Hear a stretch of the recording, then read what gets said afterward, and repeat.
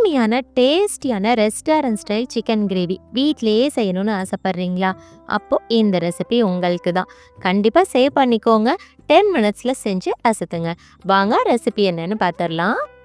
இதுக்கு ஒரு கடாயில் 3 டேபிள் ஸ்பூன் எண்ணெய் சேர்த்துட்டு கொஞ்சமாக சோம்பு ஆட் பண்ணிக்கோங்க.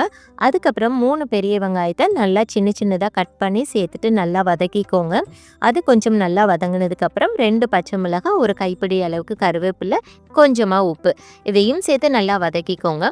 அது நல்லா வதங்கினதுக்கப்புறமா 2 தக்காளியை நல்லா சாப் பண்ணி ஆட் பண்ணிக்கோங்க. தக்காளி வதங்கினதுக்கப்புறம் சிக்கன் ஆட் பண்ணிக்கலாம். நான் 1/2 kg சிக்கன் ஆட் பண்ணியிருக்கேன்.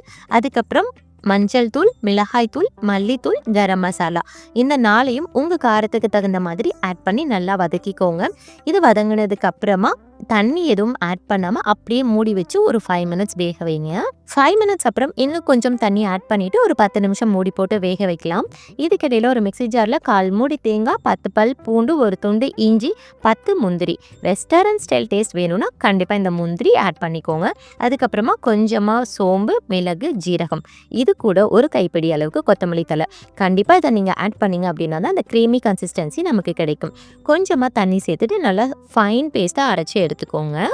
இப்போ 10 நிமிஷத்தில் சிக்கன் நல்லா வெந்திருக்கும், எண்ணெய் நல்லா பிரிஞ்சு வந்திருக்கும். இப்போ நம்ம அரைச்சி வச்சிருக்கிற அந்த க்ரீமி பேஸ்ட்டை இதில் ஆட் பண்ணிக்கலாம். ஆட் பண்ணிவிட்டு நல்லா கலந்து விட்டுக்கோங்க. தண்ணி அதிகமாக சேர்த்துட வேண்டாம். அப்போ தான் நமக்கு அந்த க்ரீமி டெக்ஸ்சர் கிடைக்கும்.